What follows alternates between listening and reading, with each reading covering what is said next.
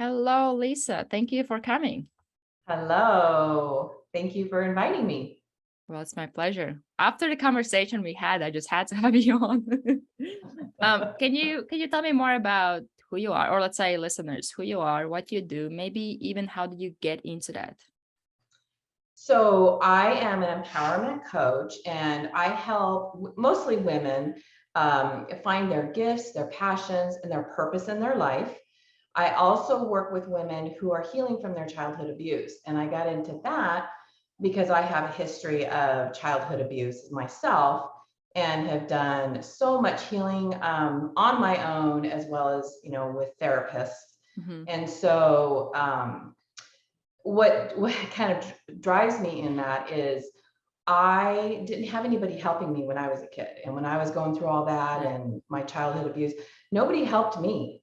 And it was heartbreaking, of course, and I would never want somebody else to go through that. So I'm here to help women heal from that so that they can live a fulfilled life, because childhood abuse, there's a lot of roots that go out. So how did you even start your healing journey, or even notice that you needed it? Because I think sometimes we are so used to this, whatever reality we're going through, that Right. what made you to realize I need to change something and even start to change it? Because that's a hard thing to do. Yeah, that's a great question.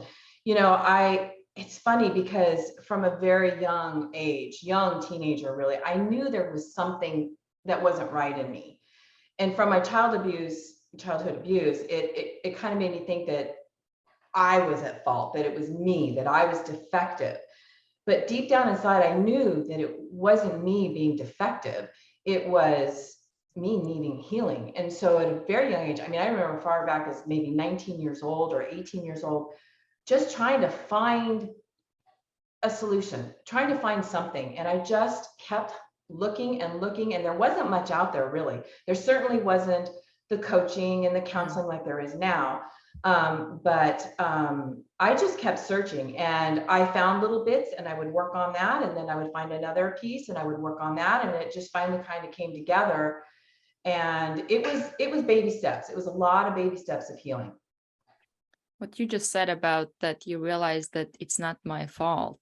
I think that's Mhm. something that a lot of times, well, I'm not an expert in this, but I can assume that if you go through this kind of experiences, you get so attached to this even identity or thinking that this is my fault. Do you know what helped you to realize that it's not your fault? And even people that you work with, do you know what helps them to get to that place? Because I can imagine it's really easy, not easy, but it's really hard to get out of it when you have literally, you feel like you're the one to blame. It's your fault, Mhm. things like that. I think the biggest thing to help you get started is having self-awareness. Mm. And the self-awareness will, because as a child, when you're being abused, you look at it and you're like, I know this isn't right, but I don't quite understand what it is, right? And so self-awareness is huge to be able to get it, to even open up that door to get some healing. And so ask that question again, because I got off on a different tangent. I don't even remember myself. I had the same thing in previous episode. I just get so focused on the listening that I'm just thinking, I wait, do what was the too. question again? But even when it comes to self-awareness, um, Right. I think that's something that it takes a while to even notice it. I Yeah. think we were talking about this like offline last time when we connected, about that you said that you were really aware, that you really would observe things, you would notice things, you would start to see or start to notice that, oh, something's wrong, or I need to change something, or you might see it Right. somebody else and you think, why is it that easy for them, or maybe it's hard for me. Do you know what are some things that, I don't know, not like a normal person, but a person in general can do or can start to do to become more self-aware? Because I can so agree with you that self-awareness, it's so important. Yeah, it's so important for you and for your entire life.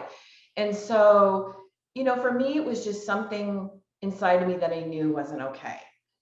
And I think if we slow down and we just look inside, I think you're going to know something's not right. And I did. I would look at other people and I would see how they're living their life, and it was so different than mine. And I wanted that, and I didn't know how to get that.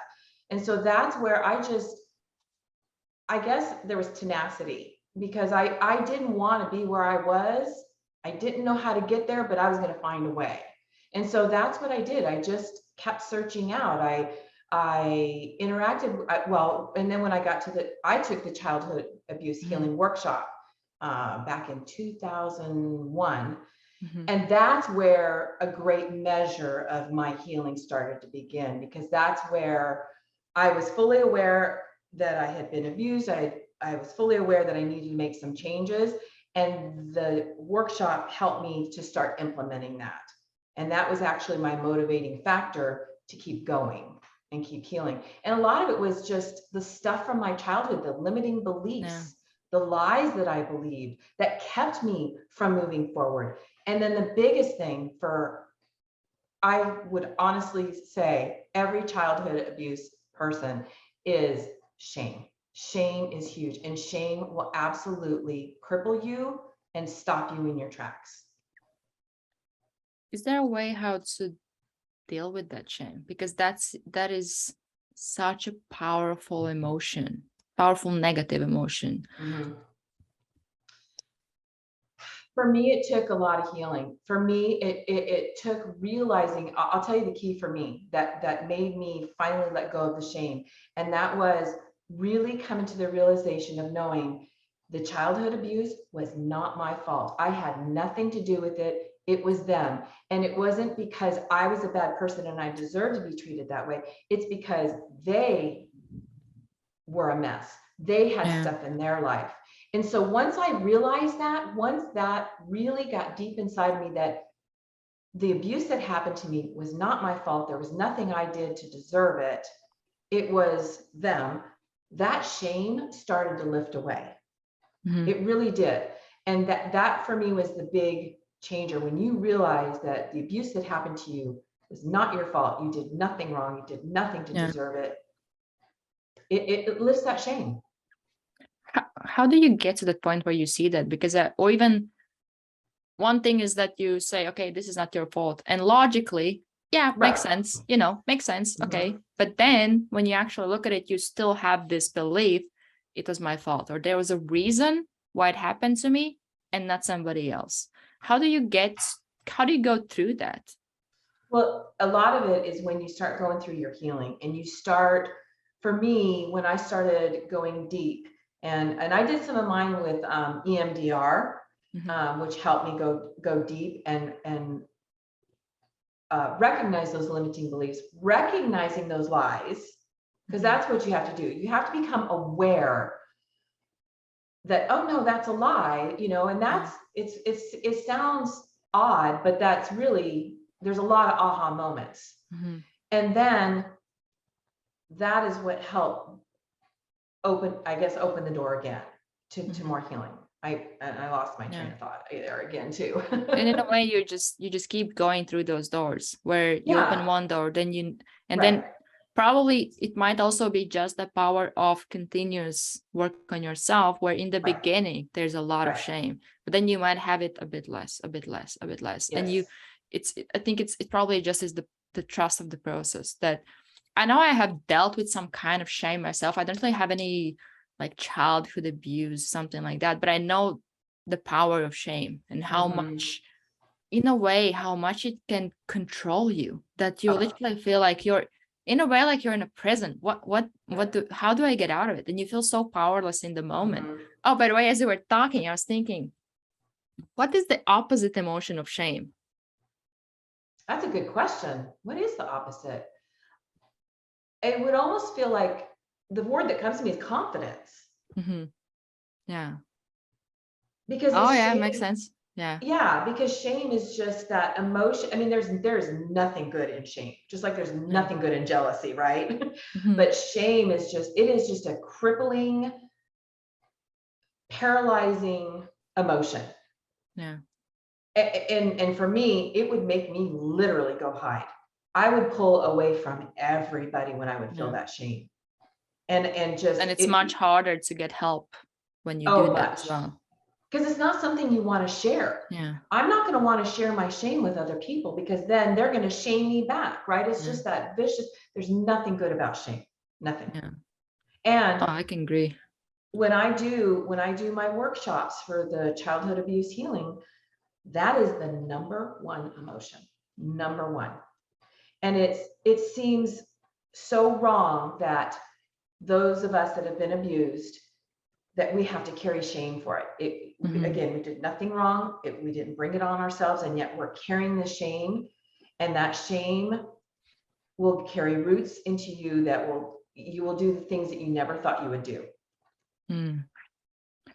Yeah, that makes so much sense, because I know shame it's so strong, and even there are other emotions like guilt and the disappointment or disgust also is really strong.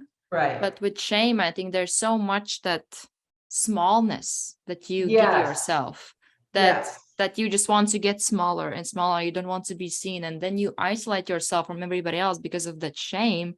Right. That it's much harder for you to get that help. So that's something that it's a strong emotion. So the opposite is confidence. And you would also mentioned limiting beliefs. Are there any limiting beliefs that you have noticed that are the common dominators, or something that keeps repeating to people that have gone through childhood traumas or tough situations that they are dealing with now? They have no confidence, right? So there goes that. I'm trying to think of some of my limiting beliefs, because I've worked through so many of them. There's a lot of people that just don't think they're very smart. They feel stupid. Or like you don't deserve something. Oh yeah. I was talking to a lady yesterday, actually, and this was really sad. She was saying that she doesn't want good things to happen to her, because when she does, something bad always happens. It's like that, associating good with bad, where something good starts to happen, you kind of have even this expectation that bad is coming. Correct. And that is, you always feel like the rug is getting ready to be pulled out from under you. And I mean, that was definitely true for me. And so, limiting beliefs, I'm trying to think of some others. I can't think of any right now. Even this one that you mentioned, what you said about that way, that kind of living in that kind of state, you can never really relax, because you're always on alert. Yeah. And how is that? That was true for me, is and I'm still working on that, of not always being on alert and on, and that was always, and I would go into every situation suspicious, every situation. And that's really unnerving, and that it takes a lot of energy. And what ended up happening to me is I would, of course, misinterpret so many things, right? Because I'm going into it not trusting, expecting something. Well, guess what? I'm going to find it. And I did. Right. And so, yeah, it changes everything about your world, for sure. Have you found something that has worked for you to at least be less suspicious when you get into some situations? Like, has there been anything that you have found that it actually works to be less in that kind of state, or at least approach it less with suspicion, or always being looking for these red flags? It's funny you say that, because I'm actually working through that now, and I've been working on that for the last few months, because I recognize that I go into everything suspicious. And so what I do now is I am recognizing, first of all, my triggers, and I'm recognizing when I'm triggered, and that is a trigger for me. And when I feel it coming on, I stop, I take a deep breath. I really do. I take a deep breath, and my first reaction that I want to do still comes up, the old, I don't know, I call it the old Lisa, right?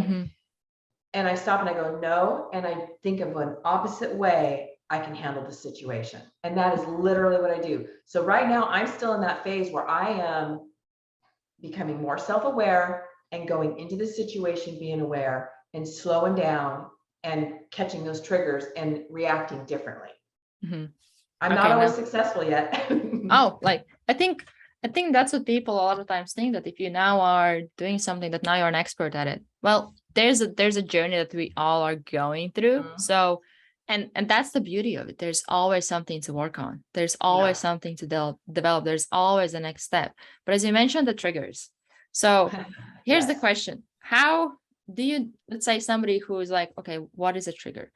Are there any signs how you can notice that you have been triggered? Or it probably comes back to awareness, but even somebody who might not be as aware, are there ways how they can notice that this is a trigger or they have been triggered? Yeah, that's a great question. And for me, it's, you'll feel an instant emotion, and it's usually a negative emotion, right? I'll feel instant fear or instant anger or anxiousness or frustration. It's an instant reaction or an emotion that rises up in you that doesn't make sense to the situation. It doesn't make sense. And so be aware of that. That is what you want to look for, is when you're like, right now I'm very calm, right? And if I got triggered, I would go from calm to, let's just say, very anxious. Okay, so why am I anxious? What just happened? And usually it is something that's happened that is triggering an old memory and bringing back those emotions, even though it's not going on right now. It really isn't going on, but your brain thinks it is. Your mind thinks it is. So your body reacts with what your mind thinks is going on. So that's why you need to stop, take a deep breath, recognize that you're being triggered. What is that first thought coming to your mind? Is that first thought in your mind to go scream at someone? Well, that doesn't match up with what's going on. So you know, that's how I recognize them in me. Okay, now even further.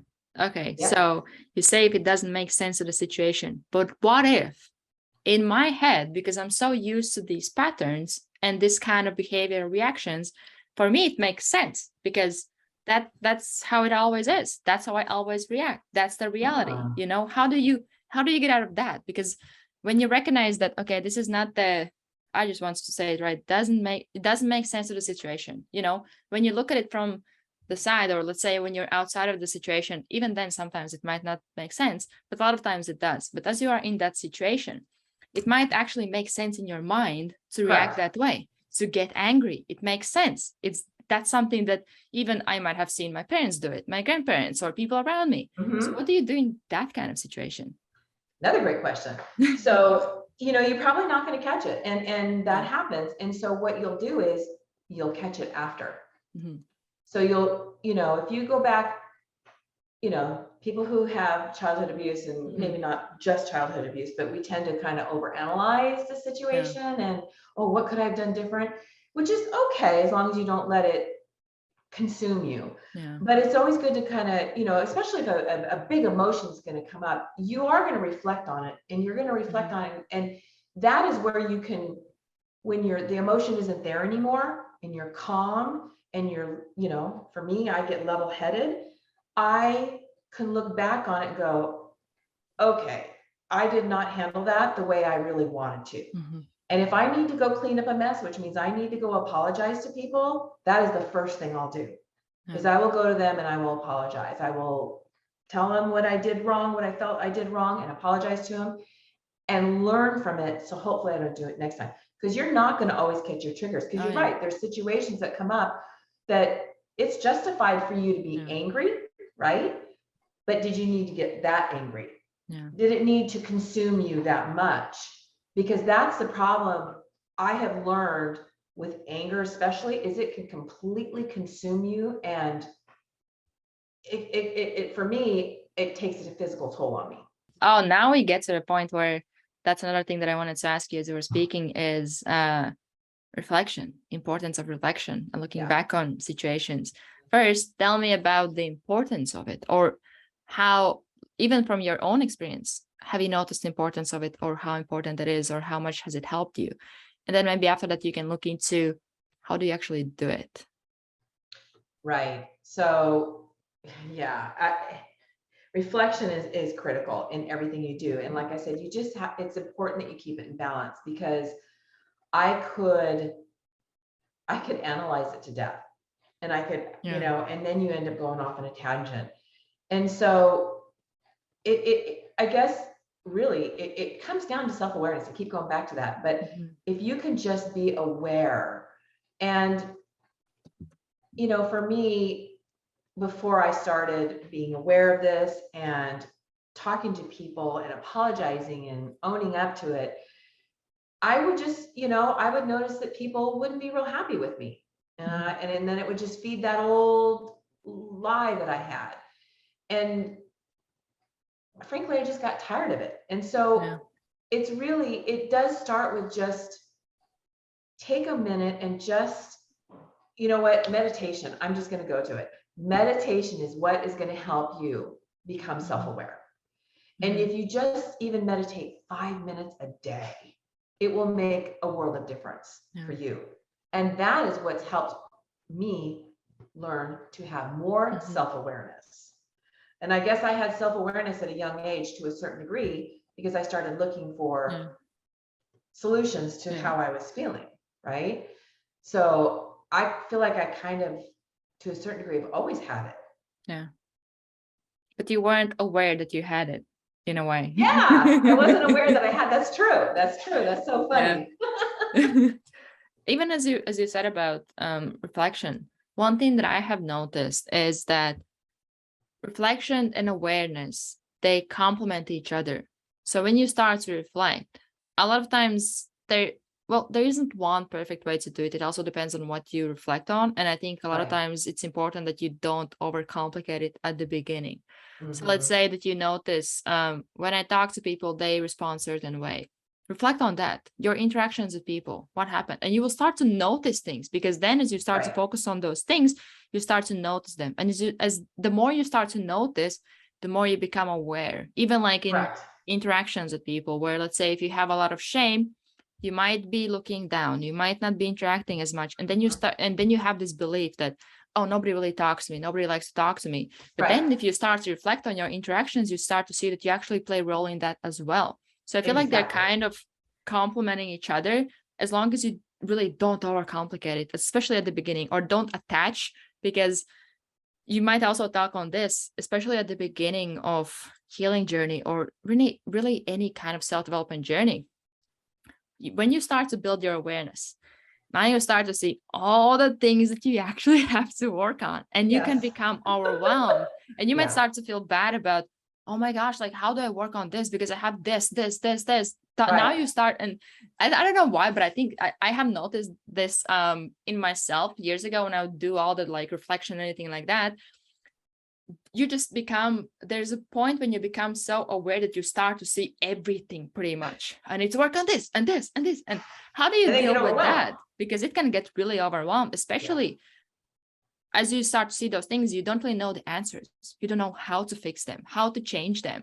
What do you do in that kind of situation? That is so true. That is so true. The self-awareness can kind of come back to bite you a little bit. And that's, and that is because I'm an overthinker, and I can do, you know, analysis paralysis, right? You have to slow down and realize it's a journey, right? And you may not fix all these things that you see, and that's okay, you know. And you really just need to take one or two things and focus on those. I mean, preferably probably one, because especially in the beginning, because it can be overwhelming, and not look at the whole picture. And because looking at that whole picture is also, you can go down a real negative road on yourself, right? Because that's what I would do. I would go down a real negative road and then beat myself up. And so, you know, it's just really slowing down and taking one or two things that you feel are the top things that you need to work on, and just focus on those. And don't beat yourself up. Give yourself a lot of grace. Oh yeah. And actually, even one thing that I have learned, I don't even remember when I read it, but that's something that I have noticed in myself as well, that a lot of times when people want to work on something, they want to work on the hardest thing. This is the hardest thing for me. I want to start with that. But if you actually start to work with somebody that is not as hard for you or doesn't feel as challenging for you, and you start to see progress in that area, Yes. naturally you'll want to start work on other things as well, Yes. because now you will start to see that, oh, it's actually Mhm. possible to get progress. And now you become curious, what if I can also tackle this? But if you start with Right. something that feels impossible, you might get even more resistance towards just starting it or doing it. But, and I don't know where I read it, but there was somebody who suggested that when you start your journey on working on whatever, don't start with what is seemingly the hardest thing. Start with something that is still hard. You still want to change that area of life, but you don't get that much resistance towards it, or you don't maybe have that much emotion in it with like shame or guilt or something like that, where you can actually end up not getting as good results. But then when you work on this one area, it starts to overflow and it starts to affect other areas as well. Exactly. Exactly. That's exactly what I was going to say, is sometimes when you work on those smaller ones, it chips away at the bigger ones. Yeah. Oh yeah. And it builds your confidence, you know, when you work through something, it builds your confidence, and it gives you the energy and the motivation to move on to the next thing. And it does chip away at those bigger things. And then when you finally do get to that big thing, it's not as big. It's not as overwhelming. It's just a few things you got to work through, and then you're good. Yeah. You got right to the point that I was going to get to. Yeah. And it might even be that this thing is still big, but you have grown along the way until you got there, where this thing seems smaller. It can still be the same, but you have grown so much that now it seems smaller. Right. So that can be another thing where even when people say that things are getting easier, actually the thing that you have to do is still the same. You just get stronger. That's why it seems easier. And that's pretty much what can happen, where maybe now day one it might feel hard to tackle it, but after you have done or have worked on this other area, now it might seem easier because you have gone through even what you said about confidence.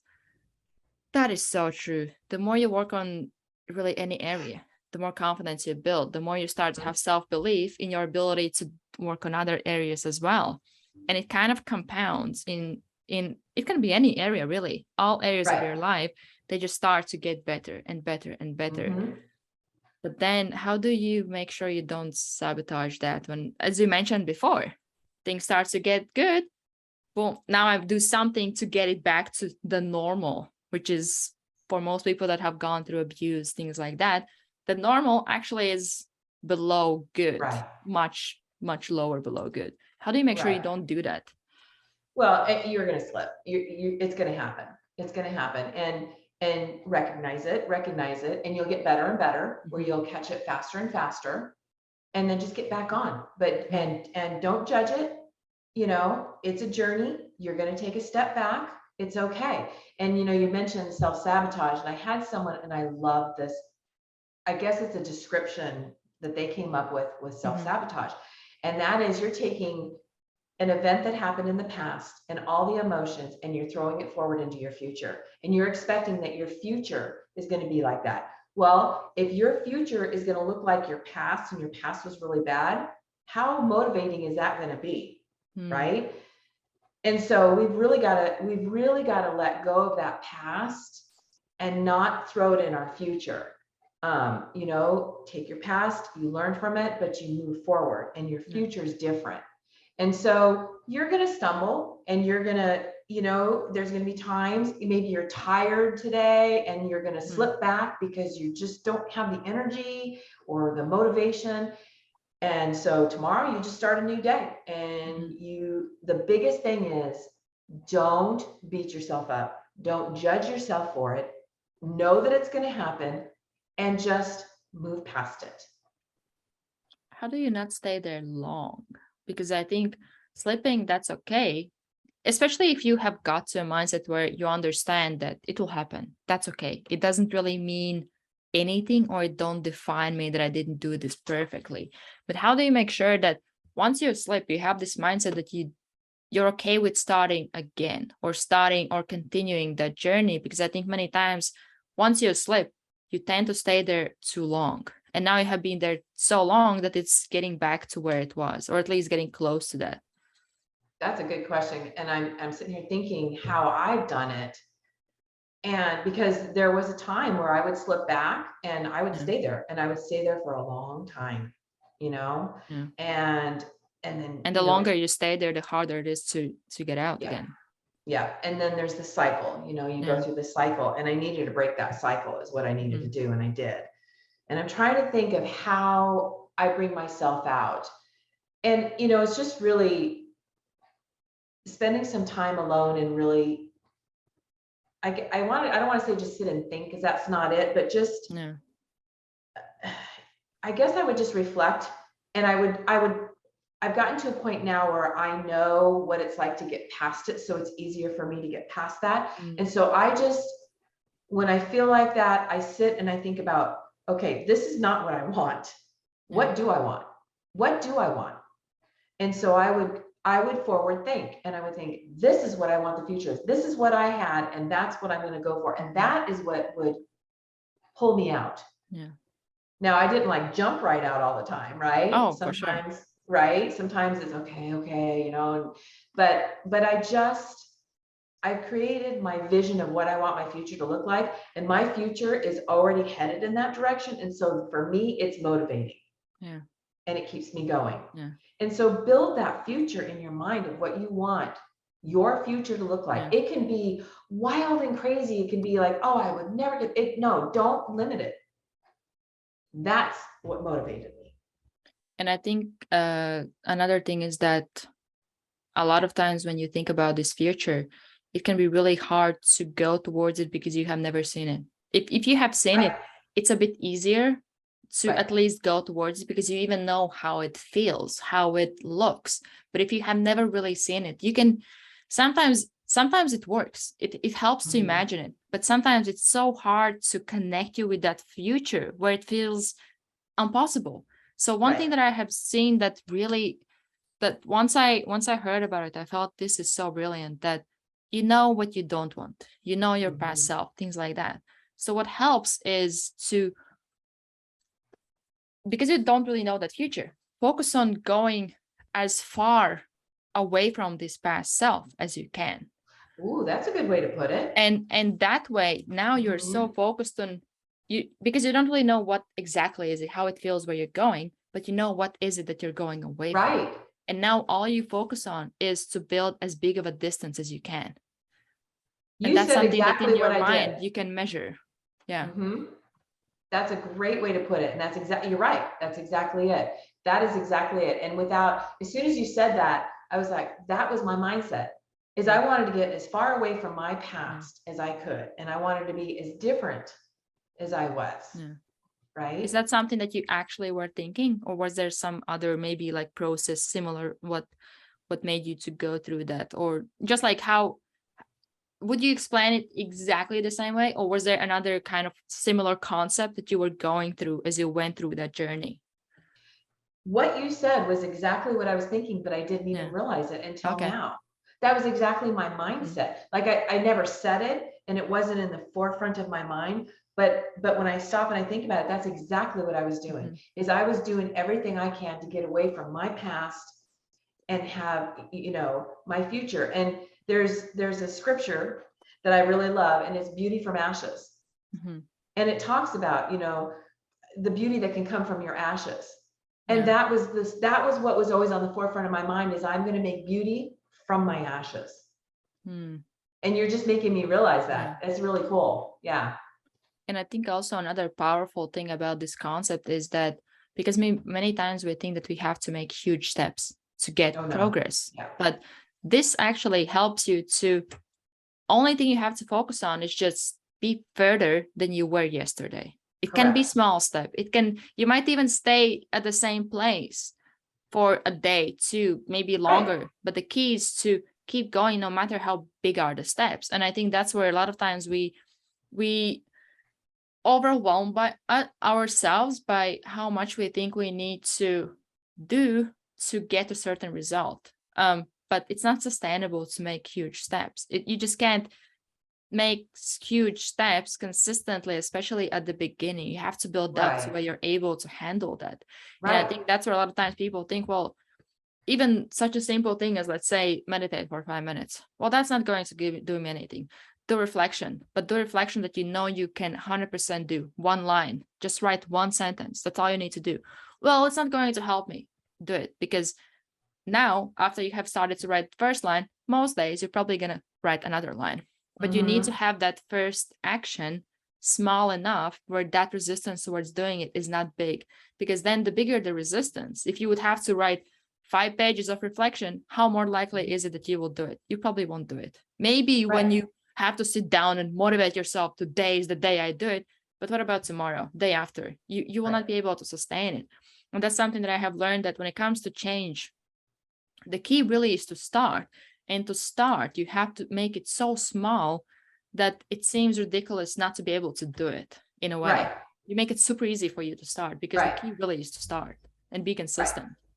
Because it'll be silly if you don't do it, right? Yeah. But it's true. I mean, it doesn't need to be big steps. Sometimes, you know, in my healing journey, I would say probably 90 to 95% were small steps. Yeah. Small steps. And then sometimes there was those big aha moments that for me just like propelled me forward, right? But those aren't real common, and it's awesome when they happen. But just take that small step, take that first small step. And then when you do, sit back and just give yourself a good pat on the back, be proud of yourself, instead of saying, well, I just did this little thing. Well, that little thing is a big thing, because yesterday you didn't do it. Yeah. And an hour ago you didn't do it. Now you've done it. And now you're that much closer to that future that you want, even if it's a baby step. I think, okay, so what did you say to a person who is, okay, I understand this, but these baby steps, they really don't take me anywhere. They are so small. I want to get out of this pain quick, you know, I want to make it. And then you think that, okay, for that to be, or for me to get there quicker, I need to take bigger steps. But of course, you can't really sustain big steps. But I think the question pretty much is, how do you, and that's something that I have asked several people during this week, I think, how do you keep going where you don't really see any results? Because in the beginning, you probably will not see much results. Yeah, you don't. And it can be discouraging. It can feel really discouraging. And that's a great question. And I reflect back on myself, and all I can come back to for me is, and I get it, because you've been in pain for so long and you want to get away from it. And I think I gave you the description I used to say about myself is, I wanted to crawl out of my own skin and get away from myself, right? Because it was just, it's painful. And I've gotten much better at this, but I'm not great at patience. So I want to get there, right?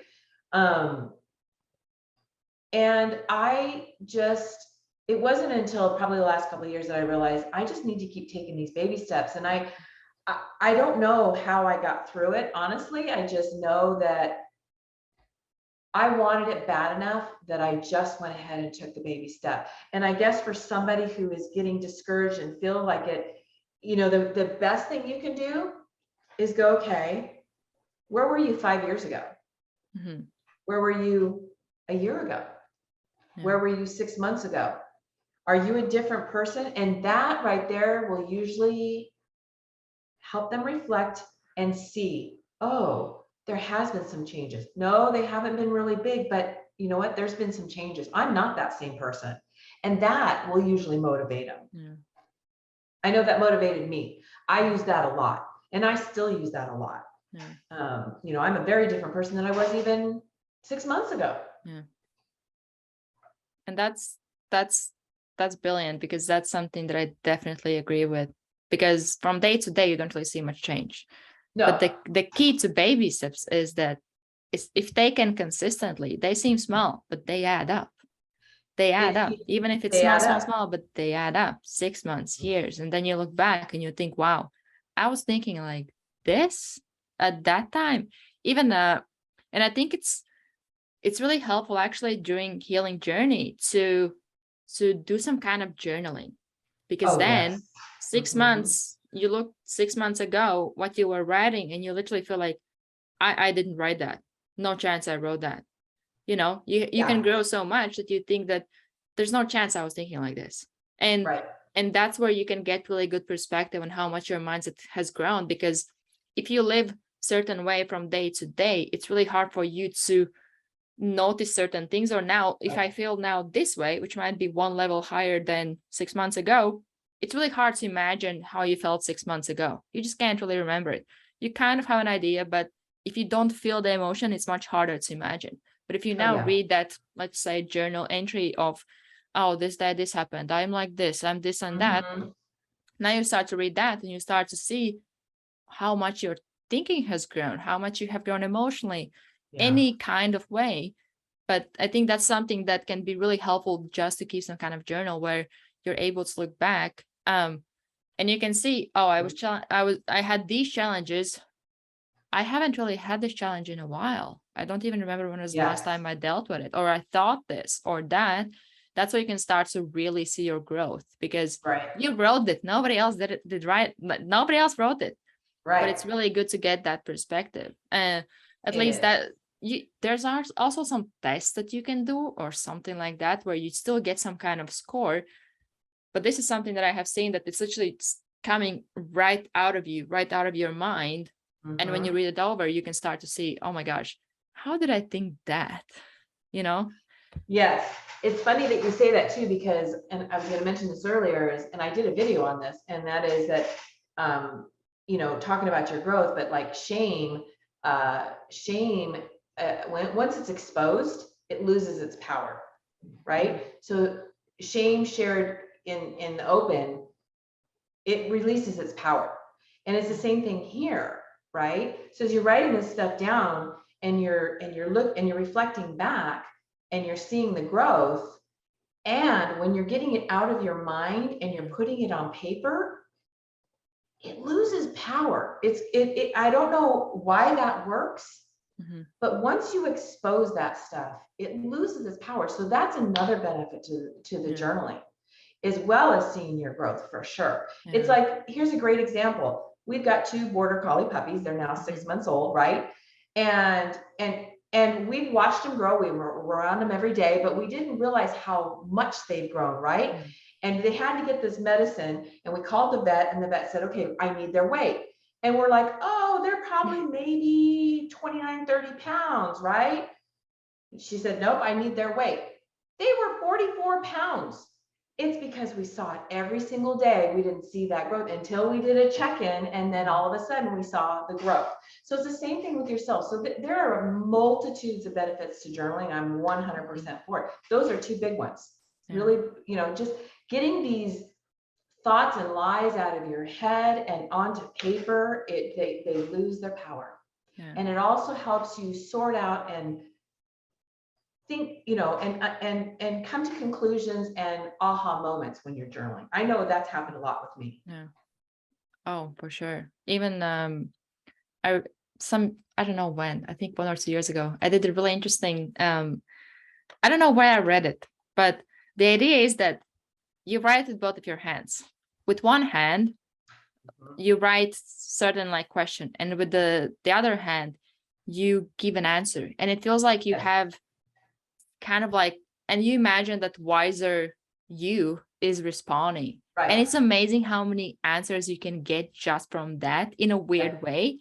And it's really hard to explain to people unless you start to do it or you start to experience it. So and it's weird how literally you write the question and somehow from your opposite arm, the answer appears. Yes. Yeah. I've literally done that. It's amazing. It's amazing. And sometimes you can use that with your hurt little girl responding back. That's actually one of the techniques we've done before in the healing workshop, is that very thing. Yeah.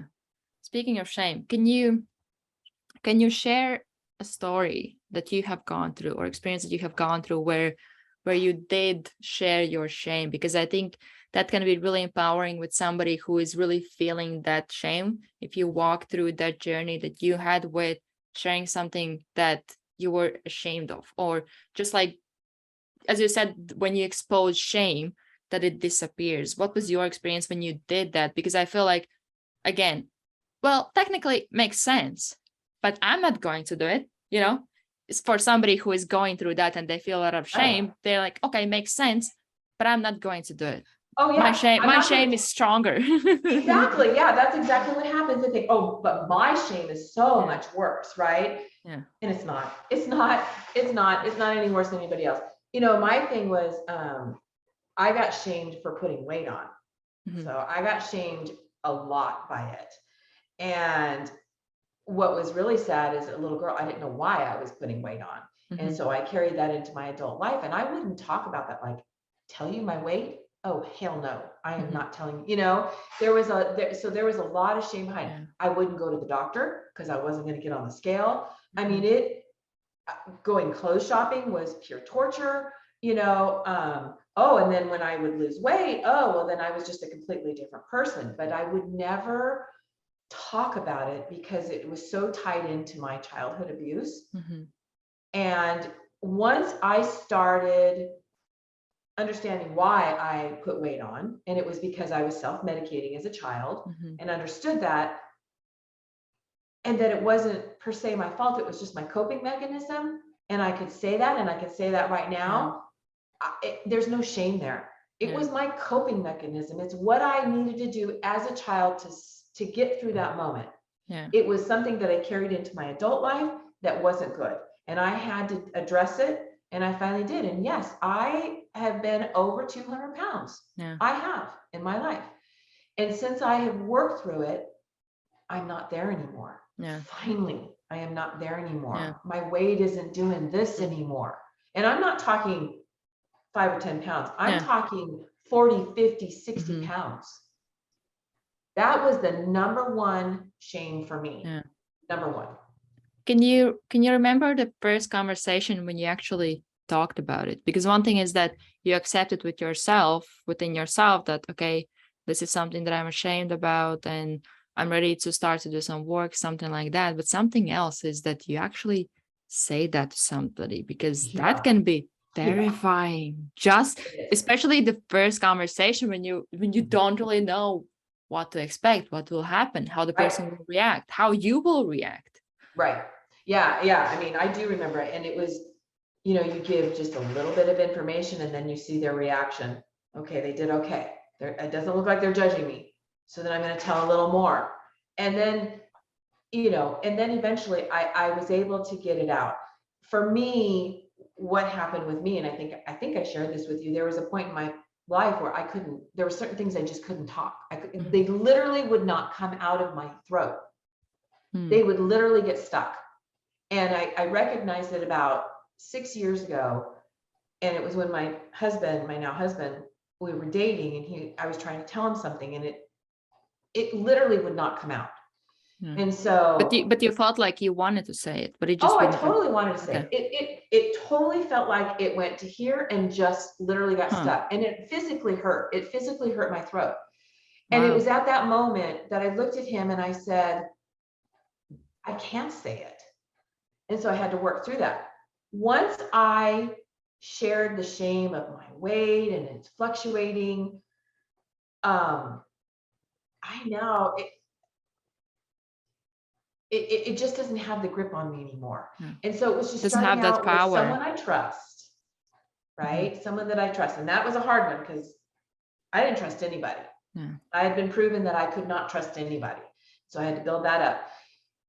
And then I also got to the point where if these people love me, so they're not going to necessarily judge me, but if they do, they do. It's on them. I mean, it wasn't my fault. Yes, I put the food in my mouth, but again, it went back to, it was a coping mechanism, and I'm not doing that anymore. So Mhm. How it did was you? hard. It was very hard. Oh, I can imagine, but you did it. So I that's what did. counts. Even as you said about that, you would. This is really interesting because I think you didn't mention this to me in our previous conversation. That you Okay. want to say something and it would get literally stuck. And Yeah, for me, as a curious person, that's fascinating. it How is. there's something inside of you that's trying to probably protect you. Yes. But and then you said that you worked through it. How did you work through it, and how did even the progress look like? Were you able to say some things and maybe something still very stuck, or like how did that journey look like? Because that is really literally like there's something inside of you that we're not letting it out. It's not going out. Right. Right. So it came from where it came from, which is really important to know too, is I couldn't have a voice as a child. I would get hurt. I would get hurt. And so I learned to shut up and stuff it. So you And associated having voice with pain or hurt. yeah. Okay. Yeah. Right. And so I didn't realize it, like I said, till about 6 years ago. And that was the first time I realized, because I had my best friend, she used to say, you just don't tell me some things. You just don't share things with me. And I would sit there and I'd go, why don't I? And so it was literally, I was sitting in the car with my then boyfriend, and it was something I remember, I don't remember what exactly it was, but I remember thinking, oh, I can't share this with him. Oh no, I can't share this with him. And so it got stuck. Like you're not allowed? I'm not allowed. Yeah. It like, oh, maybe this will cause him to not want to be with me, or, just, it was fear. It was really fear that if this comes up and comes out of my mouth, I'm going to have consequences. Okay. So in a way, it was about the fear of the consequences of you saying that. Having a voice of saying it. Okay. Yeah. Oh yeah, absolutely. So if it comes out, there's going to be consequences. And he would look at me and he was just like, just say it. And I'm like, it physically won't come out. And so how do you react to that? Because when you say that to somebody, they're like, what are you talking about? I have an amazing husband, I will tell you. And he's like, okay, well, let's work on that. That's really he gets it, because he has a really great childhood. So he's like you, he can't identify with that, but he's a very caring person. And so he knew by then that I'm not kidding. I probably the look on my face, because at the same time I'm realizing it, like it's stuck in my throat, it won't come out. And I'm sitting here talking to you and it won't come out. And at one point he just said, well, just say it. It won't come out. And so having the awareness was huge, was the first thing. And then it finally, I got brave enough that I sat down with him and I told him what's going on. And I told my good friend what was going on. And they both went, that makes sense. And so I said, when I feel it coming up, you just need to let me work on starting to say it, and don't say anything. Just let me say it, and don't judge me and don't punish me, and that's what I did. And it was little bits and little bits. And then it would get bigger and bigger and bigger. It was trusting him with a little bit and then trusting him with a little more. And once I felt safe, that was my big thing. I didn't feel safe. Then it started. It was a process. It took some time. Do you know what made you to feel safe? That's a great question, because I have to think about that, because I grew up not feeling safe. I never felt safe. And I don't think I felt safe when I first opened up. I think what I did is, I'm sick of this and I'm just going to take a chance. And then the safety built from there, as I was able to express, and I didn't get that reaction I was expecting, or that my body was expecting. It was almost like a big trigger, really. It was a trigger. And once I saw that, oh, it's safe. Oh, he's still here. He didn't leave. My friend is still here. She didn't leave. Then it felt safe. I haven't completely conquered it, but I'm a lot farther than I used to be. Yeah. Well, you can talk about these things. So that's a huge step by itself. Yeah. Okay. So how important is, as you were talking about it, I was thinking, how important is the patience for people around you? That's because I think it's something that, one thing is that how you feel and how you work through this, but another thing is that there are people that are involved in this as well. How important is for them to stay patient? And maybe do you have any advice for people that know somebody like that, how they could behave around them? Not that, I don't think it in a way where I feel like a lot of times people think that, oh, I can behave around you only this way or that way. Right. But there is some kind of things that can help that person, because most of the times when you are around somebody like that, you can get an idea that there's something that they either are working through. Ideally, they have told you about it and you actually are aware of it. But do you have any advice for people that are around people that have gone through certain abuse or traumas and things like that, how they could approach them or behave around them, something like that? Well, that's a great question, because the problem with someone that was like me is I could end up being with an enabler, right? Yeah. And the enabler would just Yeah. feed this, and I wouldn't get better. I wouldn't get better. I mean, the biggest thing that my husband does for me is he just listens. Mm-hmm. Sometimes we just need to vent, and I don't need you to fix it. And so it's kind of works on both parts, because there's times when I recognize that I do stuff that's Mm-hmm. not cool, and I have to go to him and I have to apologize. Mm-hmm. So for him, and I am married to a very patient man, and it's just listening. And if it's not that we want you to fix it, but maybe even ask questions, Mm-hmm. be curious, what's going Yeah. on. And for me, I've learned to say, if I don't want to talk about stuff right now, I'll just say, I really need a minute. I just need to go process, and I need a minute. But for them, it really is, it is being patient, and it is being there for them, listening and asking questions. Because my husband, just like you, fortunately, don't know what it's like to be abused as a child.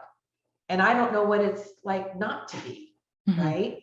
And so my husband's curious. Be curious. And as they were talking about, is another question is about how important for you it was to feel understood. Huge. I spent an entire life not feeling understood. That was Mm-hmm. how I felt. It's not that I wasn't understood, Yeah. but that is how I felt. And that it just brings a place of safety for me. Mm-hmm.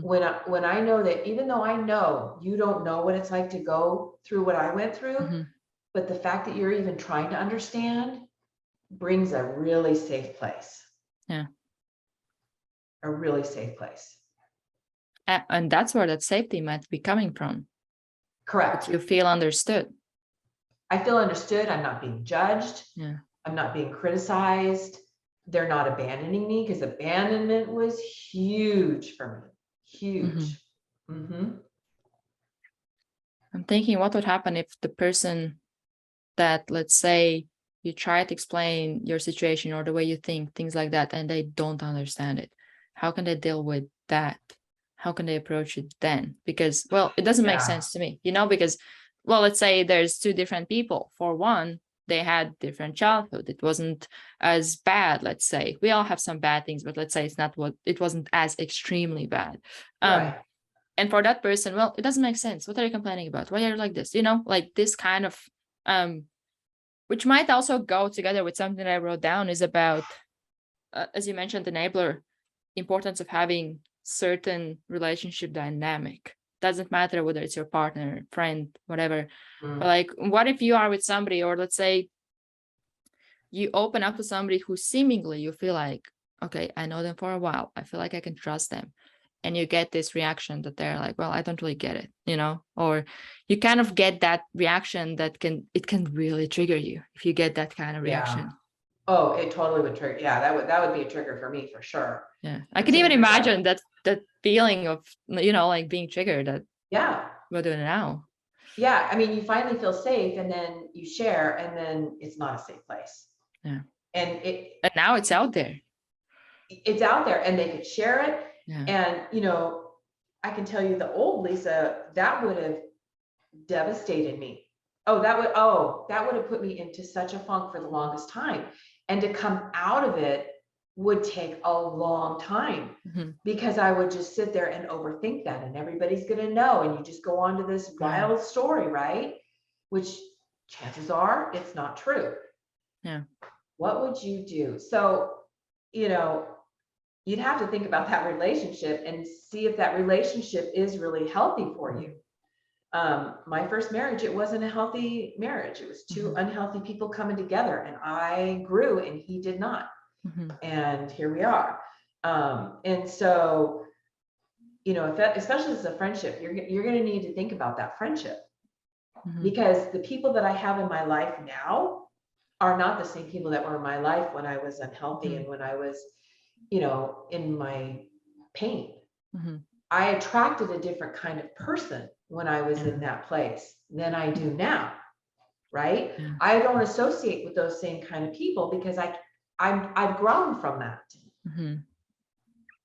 So you have to rethink that relationship. And let's say you get a situation where you kind of get the sense of, I can't trust this person, or this relationship, or this friend, whoever I'm interacting with, this person doesn't really support my growth, which is huge as well. I believe that when you go through that, you kind of attract, as you mentioned, certain kind of people that actually most of the time kind of drag you back, or make sure that you kind of slow down in your progress, or it's harder for you to progress. Is there a way how, which is actually, wait, I think I wrote it down somewhere. You had a quote on your Instagram about, I wrote, just cutting people off versus growing where they fall off. Right. But in a way, you don't necessarily have to cut them off. You grow so much that I kind of fall off.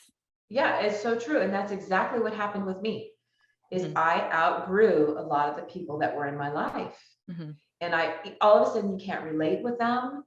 And actually they don't want you to grow. Yeah. And so they will pull away from you because they see you growing and they don't like it. And if they can't pull you back, they're going to walk away. And I did experience that. There are some that literally just dropped off and some that I had to walk away from. And so, yeah, that does happen. Okay, so let's say you go through this experience, which you have gone through. So now you get to a point where, let's say your friends have dropped off. Now you're alone. Yeah. How do you deal with that? Because that doesn't sound much easier. How do you go through that part of your journey? That's another transition in your life, right? Yeah. It is tough and it does get lonely, and for a while it was just kind of like, the thoughts, it goes back to, the thoughts that come into your head, you can't control, right? But what you do with those thoughts, you do have control. Yeah. And so, or how you see them. Right. And so, the thought would come into my head like, oh, I'm all alone now and I don't have any friends. And then I would stop and I would say, wait a minute. And it would be like, I don't have these friends in my life anymore for a reason. And it gave me a little space between when I'm rebuilding my life, of doing my healing and doing my self-reflection and going deeper. And I'm not distracted by all this stuff. I'm telling you, there's a lot of freedom in that. And then it prepared me to go out and meet new people and bring new people into my life. So it is lonely, but you just have to remember, this is just a season. It's just a season. And in this season is my time. And this is my time to heal and grow. Is there a way how you can get more comfortable being alone? That's funny because I've always been comfortable being alone because as a child, that was my safest place. My safest place growing up was in my bedroom all by myself, playing school, playing with my imaginary friends or whatever. I would create my own world. So I've always felt kind of comfortable being alone. And so let's say, so let's say this phase of your journey where you kind of, friends are kind of behind, now you're by yourself. So was it hard if you like to be alone, or if you prefer sometimes even to be alone, or was there something that about this phase was making it harder? Maybe the understanding that actually now I'm actually alone. It's not like, oh, I'm alone, but actually there's some people there, in case if I want, I can go to them. Was there any difference in that kind of alone? Yes. Yeah. And it did. There were times that it did make me feel lonely, for sure. Because no, you're right. It's like, oh, I have this exciting thing happen and I want to call. Oh, I can't. No. But even, and I think back on that, and it's like, it's not like I could call them anyway, because they didn't want to hear good stuff that was going on in my life. Right. And so it is hard. It's not going to be an easy transition when you go through it. But if you just keep remembering what your goal is, it'll help you get through those tough moments. And it's moments. It's not, oh my gosh, the whole time is so hard. There's just those moments. And you just got to get through those moments. Mhm. Even if those moments feel long, Yeah, just trust that it's not permanent. It's it's not not staying permanent. there forever. I just call it a season. It's a season. Everything, it's a season in your life. Okay, so let's say you have gone through this phase when you were alone, and how do you start to meet new people then? Because I can imagine that wasn't comfortable as well. Because then again, you enter a space where, how do you know if it's safe? How do you know if this person will make you feel safe? Oh, another thing that I wanted to mention with when you enter that phase of being alone, it might also be that because of your self-work that you have done, you actually have more confidence in yourself, or you're able to go through that phase better because you now have built stronger relationship with yourself. Correct. You trust yourself more. You have more confidence. But That's speaking of that next phase, as you enter that, how do you approach that? Because that's completely new again. and earning the trust, right? Yeah. And so the mistake I used to make for years, and it seems kind of crazy coming from childhood abuse, but I think it was just wanting to be accepted, is I would meet you and I would just full on trust you. Just full on trust you. And I think it's because, oh, I want you to trust me, and it's the acceptance. And I'm at a place now where I give people a certain amount of trust, but they really need to earn their way in all the way. And so I would just meet people. I'm not a big extrovert at all. I am not someone that likes to do big social things. I know there's other people that do. I do enjoy going dancing and stuff like that, so I'm comfortable. But I personally get overwhelmed if I'm stimulated too much with people. So I can just relate. started. What's that? I can relate. Yeah. I love my social time, but then I need to have You my also time. love your time. Yeah, definitely.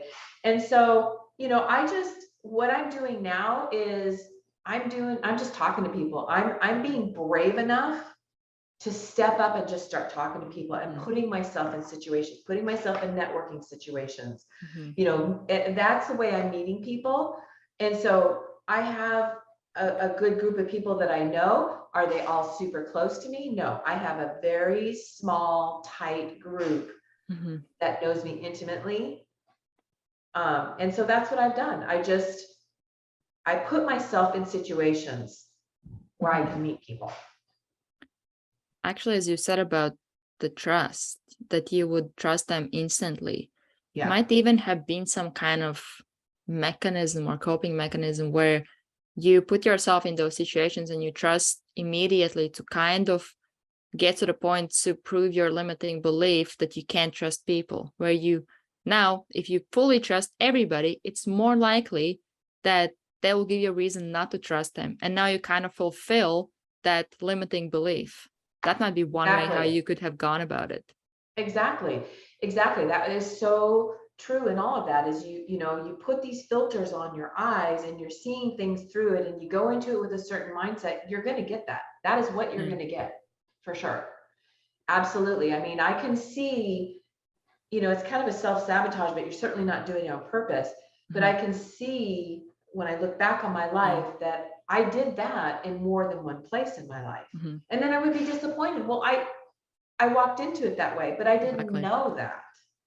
Yeah. And I think it's, again, it takes a lot of awareness just to see that, or even not even that, but even get to the next point where you take ownership and you take responsibility, because even though you weren't aware of that, you were the one who was doing it. So I think that's where a lot of times it's really big challenge to take that responsibility to whatever happens in your life, even if that's, you might even talk more about when it comes to abuse, things like that, how important it is to take responsibility, because technically it wasn't really your responsibility that happened to you.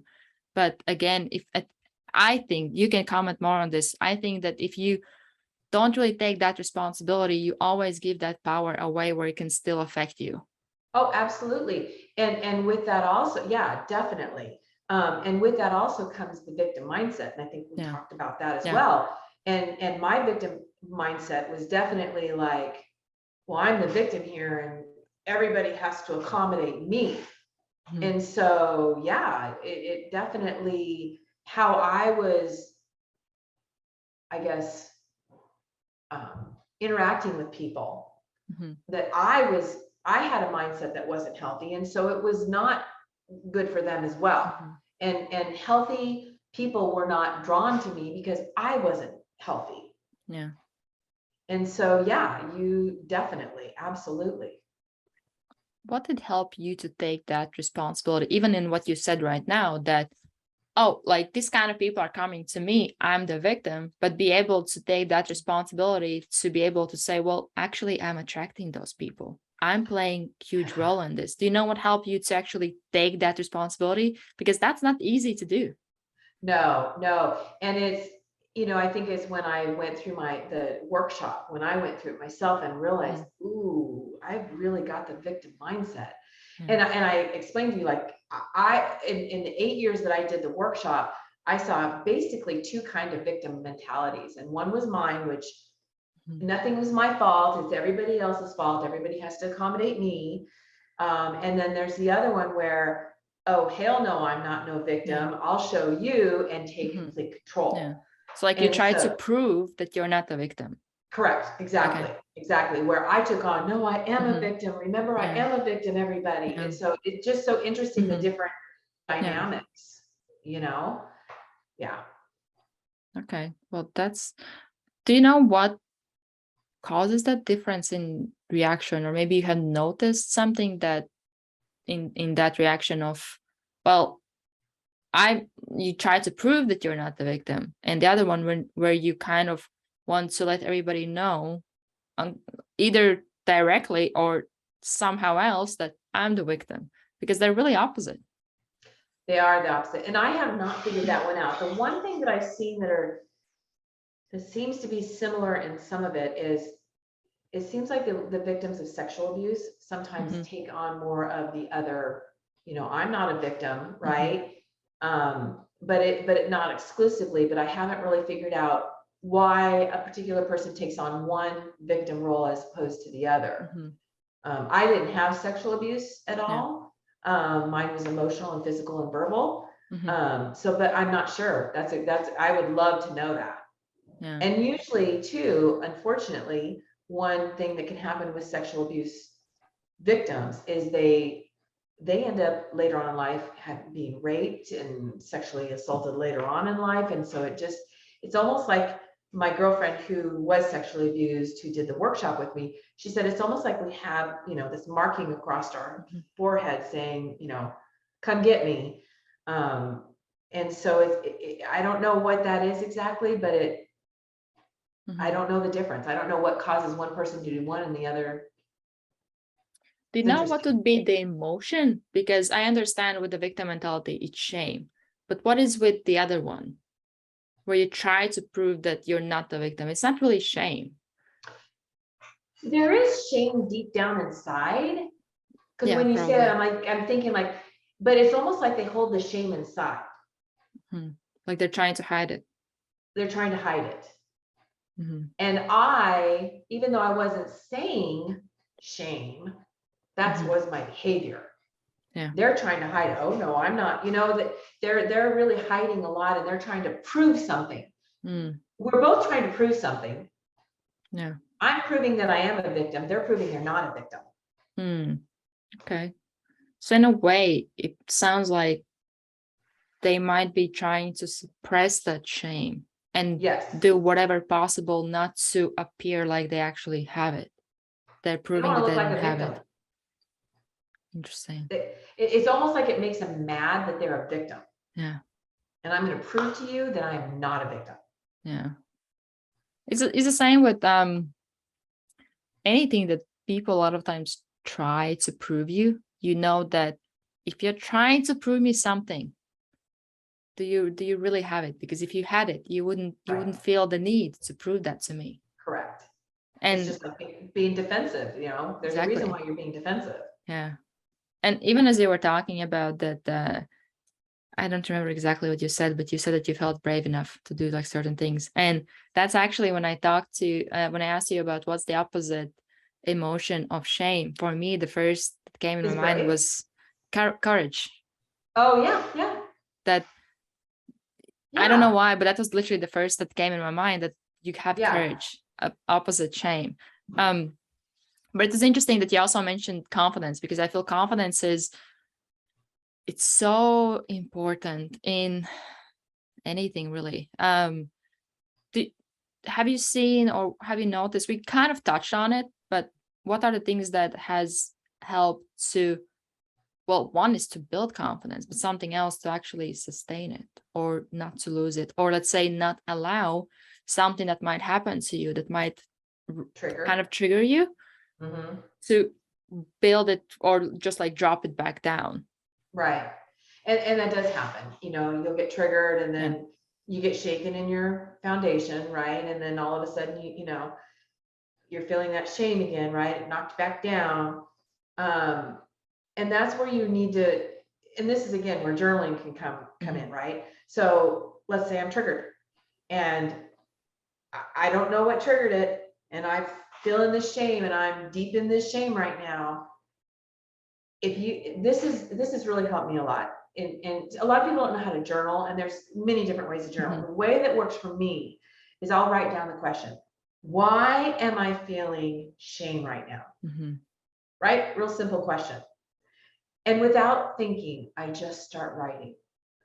I just start writing, and it will come out. And you will get to that deep root of why that trigger took you down to the shameful place that you're feeling right now, and why you're staying there.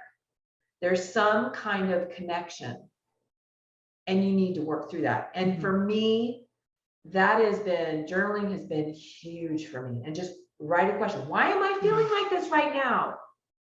And just start writing. It'll come out. You might write 3 sentences, you might write 3 pages. And also I would want to add, approach it with curiosity, not from why am I, you know, why, you know, like, because then you're naturally that open to that answer. But if you approach it with curiosity, I wonder why I'm feeling like this right now, you know, then you go down, and it's more likely you will actually go down that path, because you're like, okay, maybe it's because of this, but why this? And then you just go down. And that's one thing that I have noticed that has helped me with, I remember I did exactly the same thing, almost anything, still to this day. If I see something that has happened to me, or something triggers me, or something I feel a certain way, or I just notice certain pattern, literally all I do is just write a question: why am I doing this? Why I'm doing this in this situation? And then you just sit and it's so interesting how many, for me, it's kind of exciting to start to see those answers. But I think you have to get to a certain point where you start to see them exciting instead of what if I find out this, or what else could I find out that might be terrible or bad or painful, you know? Curiosity is huge. That's something that I have seen with my self-development, that it plays really big role. That is huge, because that's huge for everybody. And for, you know, survivors of childhood abuse, it's so easy to be hard on ourselves.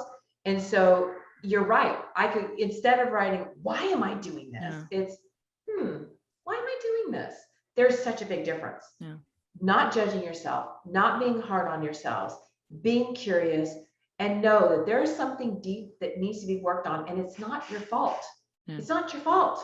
So let's get to the root of it. Let's pull that root out, so that those symptoms, which that's how I describe it. We have a root, right? And then there's all the symptoms. And the symptoms could be shame, or, you know, guilt, or whatever, all those different things. Excuse me.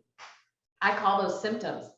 And when you're right, you're not going to go deep if you're coming at it with a judgmental mindset, right? Because you're going to be critical, you're going to be hard on yourself, and it's not going to feel good. But when you come at it with curiosity, that opens the door for you to feel safe and open up and put that out there on paper. And it's okay. It doesn't mean you're a bad person. You know, there's a difference between who you are and what you do. And I preach on this all the time, and I mean preach. Who you are has nothing to do with what you do. You know, and the best example I can give, as a mother, I have my son. I love him unconditionally, right? I didn't always love the things that he did, but it never changed my love for him. And that's how we need to be with ourselves. We need to love ourselves right where we're at, know that you're going to do sometimes dumb things, but everybody does that. And so you fix it and you move on, and you don't judge it and beat yourself up over it. So there comes another question. So as you were talking, I was thinking one way is approaching it from self-love. The other one is self-hate. Oh, yeah. How would you describe what's the difference between self-love and self-hate? Well, self-hate is going to be anything negative against you. And so if these thoughts coming to you aren't helping you and make you feel better, that's going to be self-hate. And I also recognize, and this is probably true with a lot of the childhood abuse healers, is there's a really critical voice in our head, really critical. And what I needed to realize for me was I was being an abuser to my little Lisa. And every time something would happen, that abusive Lisa was abusing little Lisa and beating her up. And I just didn't realize I had that critical voice so deep inside of me. And so it didn't feel good. And I needed to figure that out. And I have to catch myself. It is so embedded that it's taken time to work through it. But there is a difference between self-hate and self-love. And that self-hate is coming from all that crap from your childhood, you know? And it's those critical voices that were there when you were young. Yeah. And it's really hard to change from self-hate. It's baby steps. Yeah. But even as you mentioned that things that make you feel better, it's self-love. But a lot of times things that you need to go through, because I remember I was thinking, I don't know, a few years ago I remember just a moment I was standing in the gym and I was thinking about self-love. And that's why you see a lot of times people relaxing, doing comfortable things, meditation, things like that, which a lot of times these things, they do make you feel good. But self-love also is putting in yourself in situations where you grow, doing things that make you grow, get better. And that isn't really that pleasant a lot of times. So let's say, is there any way I feel like many times we associate self-love or those sort of things with something positive or something that feels nice, because obviously love feels nice, feels good. Right. But I was thinking about it so much that a lot of times you actually can show yourself more love by, in a way, going through more pain to get to that next level or whatever. You know, the biggest thing is getting started, for sure, right? And what I know, what motivated me, and this is an example that I use for a lot of people and they get it, is when you've gone through your first measure of healing and you taste that, I call it freedom. So it's freedom from pain, freedom from all that stuff. It's motivating. I can remember the first time I had a measure of healing, and I just remember for the first time in my life feeling peace and joy, and I was like, oh, I want more of that. I want more of that. And that's what motivated me. But it's getting through that first one, right? It's getting to that first time you feel it. And once I believe that once you feel that, you really feel it, it's motivating. And that will help you go from that self-hate and move over to that self-love. And you keep chasing that sense, even like you might even have had it where the first time you experienced it, you were even thinking that, or you might have felt that, is this actually possible? But it might even be hard to believe what you're feeling in that moment because you're so used to these negative emotions that that's your default. That's all you know. Didn't it feel strange to feel that? Oh yeah, because I've never felt that before. And then you worry about, oh, is it real? Oh, is someone going to take it away from me? oh, is that rug going to get pulled out from under me and that feeling is just going to go away and I'm never going to feel it again? Yeah, there's a lot of emotions that are going on when you're feeling it for the first time, because it's wonderful and scary. Do you know what? Well, let's say first thing, do you feel comfortable with that feeling now? And if you do, is there something that helped you to get more comfortable with it? Because I think at the beginning, even though it's a good feeling, it's uncomfortable. It's not familiar. Oh no, it's not. And again, for me, I just kept feeling like, oh, when's the shoe going to drop? When's the next shoe going to drop? Right. And which isn't a good place to be. That you're not enjoying your peace and joy if you're constantly looking at it. Right. And so now I totally embrace it and I protect it as well. So if anything's going to come into my life that is going to, create chaos, because I won't do chaos, I will remove it. And so it was a process, because it did. And then, you're feeling good and then something does happen, right? And you lose that feeling. Oh, there you go. And I have to bring myself back around, right? And it really, and this might sound kind of bad, but really after my ex-husband and I separated and went our separate ways is when I really began to grow. And I created and embraced that peace and calmness and brought it into my home and brought it into myself. So it was getting out of a very toxic marriage and embracing it. And it is uncomfortable, but just be in the moment and don't think, oh, it's going to be taken away from me. Yeah. Well, it might, but it's going to come back. It's not fleeting. It's not something that's going to go away and never come back. I created that. Nobody else created that for me. That was something that I finally could control. Yeah. And take ownership for that in that moment, that I did it. And even let's say, as we talked about, looking back 6 months ago, something like that, just saying that I did it. I built that person. And I think it's sometimes really helpful just to say to yourself, literally, I did it. I built this person. I'm me. Nobody really built me. I did it. I did the work. Even though you might get some support from coaches, psychologists, anybody really, people around you, friends, family, but still you are the one who has to do the work. So I think many times we even forget to give ourselves credit for the work that we do, which isn't an easy work. And even the understanding that you are the person who is building you, or you have built yourself this far. You did it. That how powerful is that you actually built this person, and you can actually keep building that person. And I think once you realize that power that you actually have, which a lot of times is really helpful just to look back a few months ago. Who was I? What was I thinking? And then you see, actually, I built this. No matter how far I am from that moment, but still I did it. And then that can help you to keep going, where you start to see the power of you, really.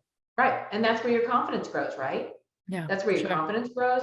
Yeah. I said it earlier, pat yourself on the back. Nobody's making you do this work. Nobody's doing the work for you. You're the one that's getting up, stepping up, and doing what needs to get done. And you should absolutely give yourself a lot of attaboys. Thinking of talking about toxic relationships, are there any signs of it? Well, I think most people know signs of it, but still, are there any signs of it? And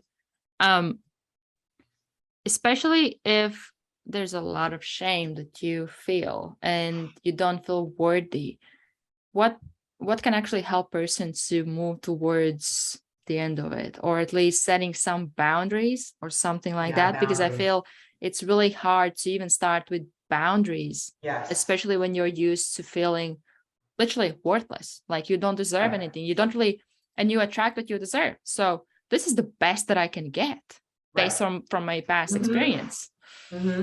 Yeah, and unfortunately, one of the worst side effects is to childhood abuse is I was just gonna say, it just went out the window. What did you just say? Just went out the Oh, window. This is part of the I was, side effects of childhood abuse too. Sometimes oh, you just really? completely lose your thoughts. Is that like related to memory or memory suppression? It's actually I realize anxiety, which I don't feel anxious right now, but it is a form of one of the side effects of anxiety is you'll be in a conversation like this and literally the thoughts go out the window. And this has happened all my life. It's not happening because I'm in my 50s. It's happened all my life. It is one of the side effects. But you were talking about say that again, because you were talking, because I had I'm a really good blanking point. too. Darn it. Give me a I second. don't remember what I It was said. about, I was talking about toxic relationships. oh, And right. does that help? That helps a little bit. Because I hate this when this Because now happens. I really want to hear what you were about I to say. know, right? It's I a thi- belief system that, oh, darn it. I hate this when this Right. happens. And it just, We once in will a figure while it this out. happens and it's just so frustrating. Um, I have the same thing a lot of times where you have this perfect idea, but you know, like you have this path that you have to go through yes, to kind of bring it to that bring it idea. up. And then you start to go that path and you forget what was the actual end goal where you were traveling with that. We were boundaries. I was talking about Boundaries. boundaries. Oh, yes, that's so critical. Thank you. Yes, because that's what I was gonna say. That is one of the biggest things with people who are abused as children is there are no boundaries, right? Their boundaries were trampled over. So they were, I know for me, I was taught, I didn't even know about boundaries till I was in my 30s. And so being aware of the fact that there are boundaries, there's They boundaries that exist. you need to set, and there's boundaries that will be set on you, and that's okay. And it's just so that you can have a healthy relationship with someone. People misunderstand boundaries like, oh, it's a bad thing. No, boundaries are just to help you have healthy relationships. And for me, when I was in my unhealthy relationships, I didn't set boundaries because I didn't even know about boundaries. But if I would have set boundaries, those people would have left. Because Do you know the why? unhealthy people, that they're not going to stick around. They're not okay with boundaries. They're not healthy So they will themselves. go and look for somebody else who doesn't set them. Right. And yeah, I was literally in my 30s when I went, oh, boundaries. And it was something that I actually realized on my own. It was one of my aha I was moments. about to ask you, how did you get to that? It literally was an aha moment. Yeah. I have a good relationship with God, and I felt like it came from him because I wasn't reading anything. I wasn't listening to anything. It literally like landed in my mind. And I was like, boundaries? What is boundaries? And then I started researching boundaries and I was like, oh gosh, I have none in my life. And I trample all over everybody else's boundaries. And I would get offended when someone would set a boundary. And then once I understood about boundaries, that boundaries are set in place so that we can have healthy relationships with one another. It's been huge. It's been huge. I don't really have problems enforcing boundaries. I mean, a lot of times your boundaries are just set by you just set them. It's not necessarily set. So how do you start setting them if you have never had them, really? Yeah, that's a good question. How did I start mine? Or even let's say in your case, you don't even understand or have an idea of a concept of boundaries. How does it look like? How do I set them? How do you do that? How do you start? Because you start with, it's really sitting with yourself and finding out what is okay and what's not okay. How does that look for me? For me, how does that look like? How do I want things to be in my life? That's kind of what I did. And then that's how I set boundaries, because without knowing what you want or what you need, you're not going to know how to set boundaries. You're not going to know what boundaries to set. So for instance, I don't allow passive aggressive behavior in my life at all from other people. And my boundary is I will cut them off. I will cut them off because there is nothing good about passive aggressive behavior at all. And actually that's something that will make me quite angry. Probably a trigger somewhere, but it's just, it only benefits that person and it really doesn't even benefit them. It benefits them for the moment. And so I will set boundaries on that, you know, so it's little boundaries. It's sitting down and figuring out what's okay with my behavior and what's okay with behavior towards me. Well, I don't like that kind of behavior at me, so I'm going to set up a boundary. And maybe it's you limit your time with that person. If you can't right away have a conversation with them, then you limit your time with them. It's best, number one, to have a conversation with them. But if it's somebody that doesn't like boundaries being set, just know that chances are that relationship will be over.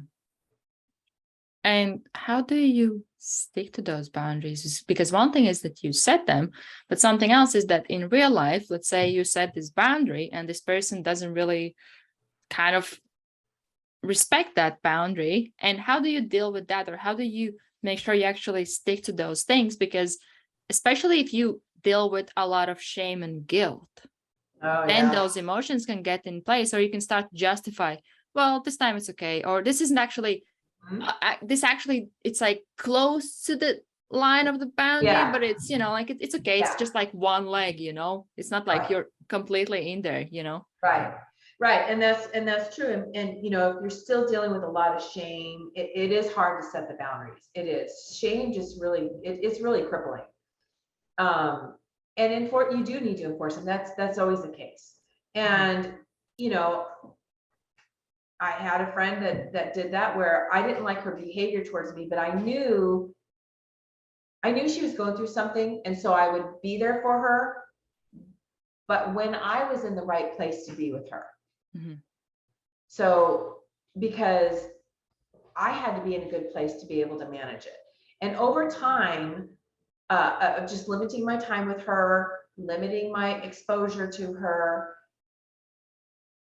and helping her, I actually spent time helping her. It brought her around. It brought her around. And I never had to say one word about her behavior. I didn't have to do anything about I just didn't have to vocalize it.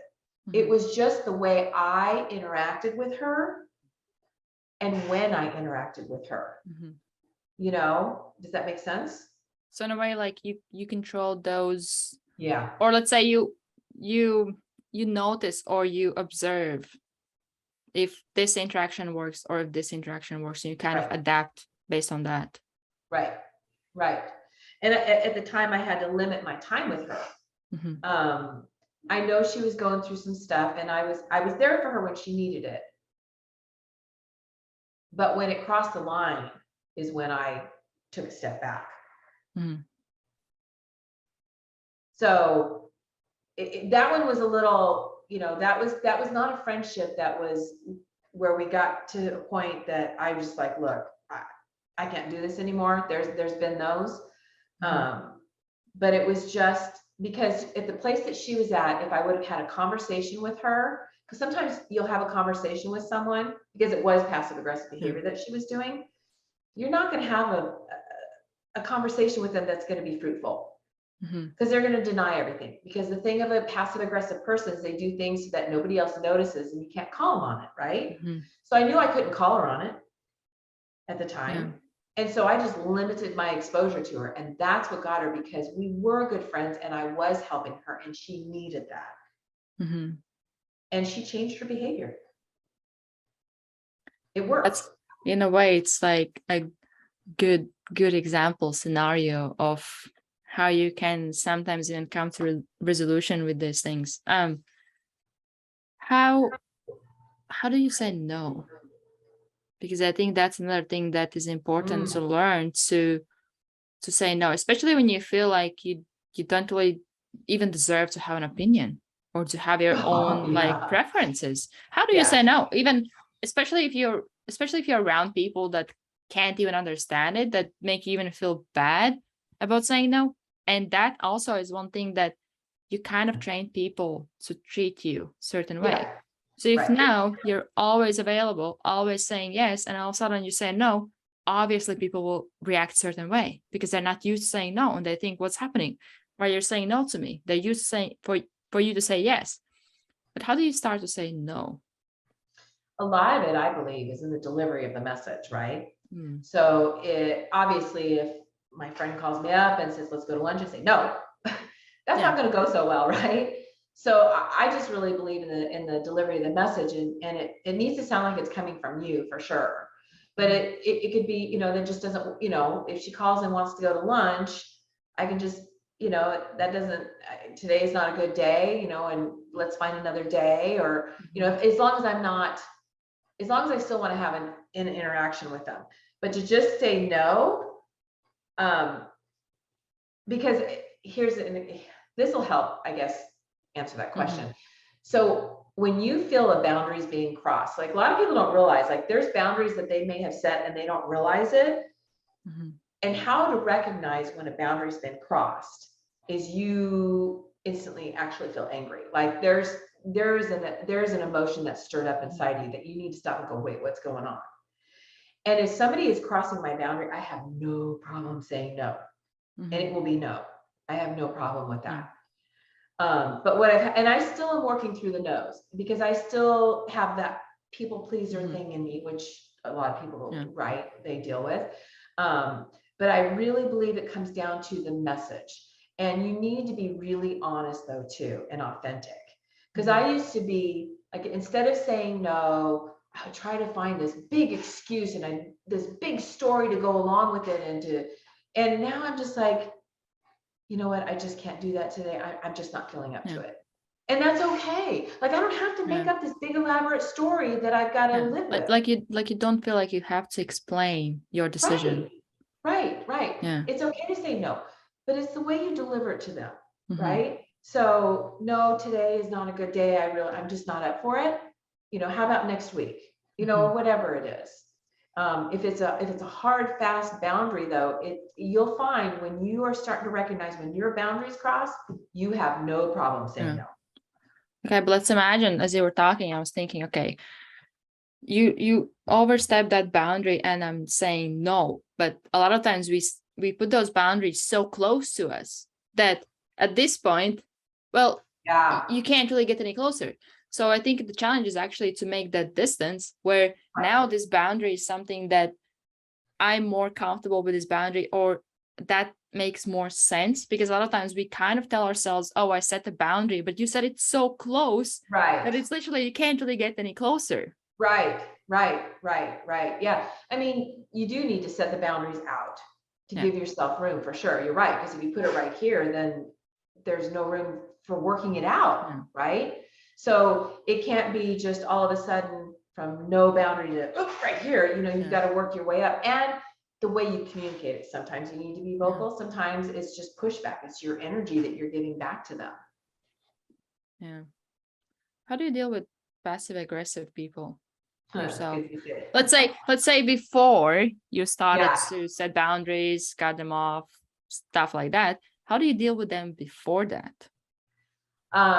Or is there any advice that you can give on how to deal with them? Maybe if you can't really, if you're not in a situation where you can easily be, you know, I block them, or I'm not in contact with them anymore. Right. I know, because, you know, I don't have passive aggressive friends per se, right? But when I was working in the work world, you know, you do deal with that. And you just don't argue with them. You don't, you know, it's kind of hard. I mean, it is so sneaky, which I just hate that. It's just so, my first thing is just to avoid them altogether, but you can't, right? And so you basically, the best thing to do is kill them with kindness. Kill them with kindness. And I'm trying to think, because there was a situation I had at my last job where this person came in and it would have benefited her to have me on her side, right? And she wanted to have this meeting with me. And I already knew kind of who she was. I kind of had an idea. And so I went to the meeting, but I went into it with an open mind. And sure enough, she was trying to work me into her situation to try to go after somebody else, right? So it's a manipulation is what it is. And I played dumb and I just killed her with kindness.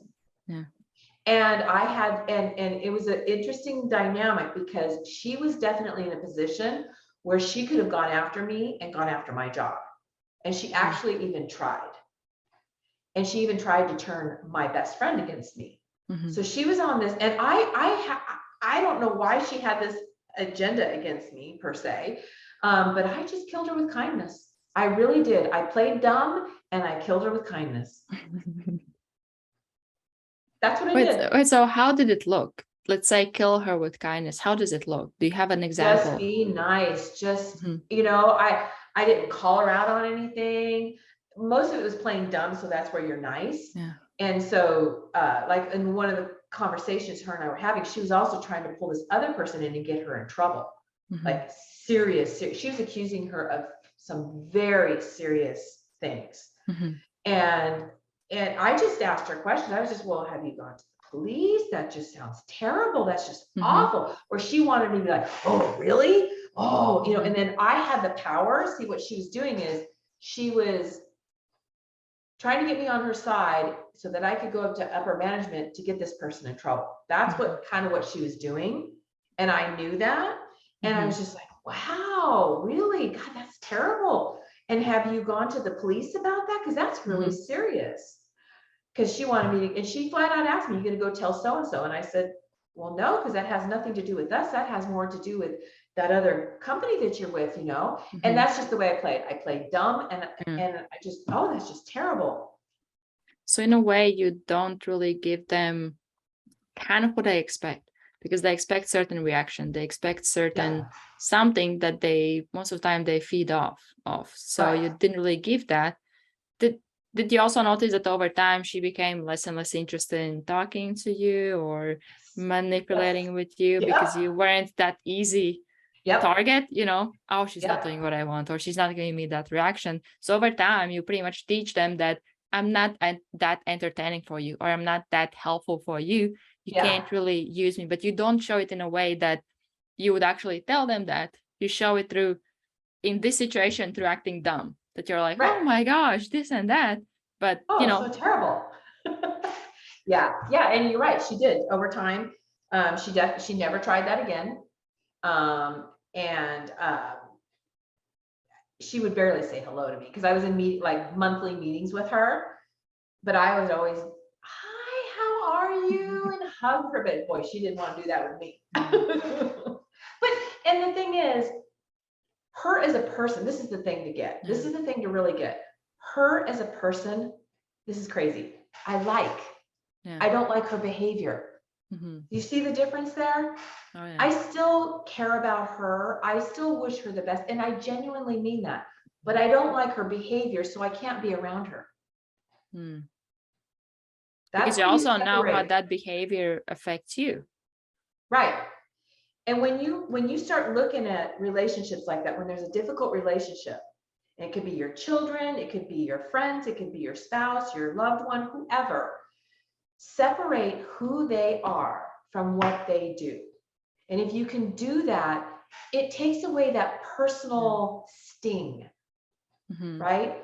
Because her attempt wasn't something directly at me. She was just trying to get me on her bandwagon. Yeah. And then her behavior, you know, but do I still care about her and like her? I do. I actually do. I can name several people like that I feel that way about, that I keep my distance because I don't like their behavior, but I do like them. Yeah. That's actually a really good point, because there might, and a lot of times it might not even be that they actually do something to you. There's just something about that person that you either don't like, or something triggers you, or maybe they remind you something from the past that might be the reason why you get triggered. So it in a way, it has nothing to do with them. Right. But you being able to be aware of that can help you to navigate that situation, whether you are less around them or you don't engage with them in certain situations that you know that this might trigger me, or me being in this event or whatever that can trigger me. So I kind of step aside, or I don't interact with them as much. But again, it comes back to awareness, that you're aware of yourself. Right. It's so huge. And I'll tell you, that has been probably one of the biggest tools that I've used that helped heal me, because I didn't trust anybody. And it's not that I didn't like people, I just didn't trust them. Nobody was safe. That came from my childhood.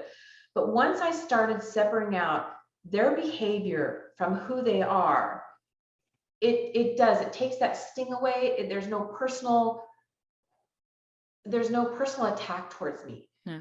Because they're out doing this because they have an agenda. Yeah. And some people, there are terrible people out there that do things that they purposely go to hurt you. But I would say probably 99% of the people in your life would never do that. And they're doing that out of something in their life. I say a lot, when you know someone's heart, when you know their heart, then you'll know that this action is just a symptom. Yeah. It's not something that they're methodically sitting down going, I'm going to go hurt her, so I'm going to sit here and put this plan together so I can. That's not how it's done.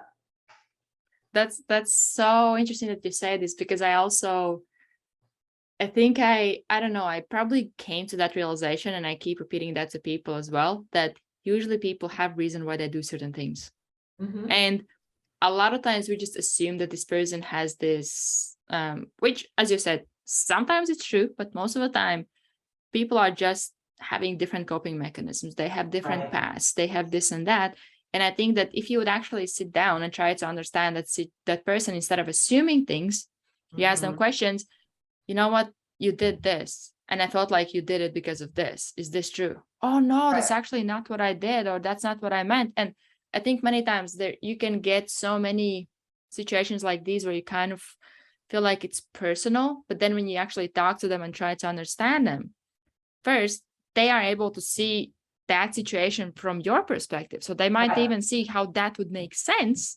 And also you're able to understand them, and you actually can come back to conclusion that you both think like, wait, so I thought you're trying to do this, and I thought you're trying to do this, but actually it wasn't the case, but we just kept going with it, without actually having conversation about it or addressing it, because sometimes it's so hard to address these things.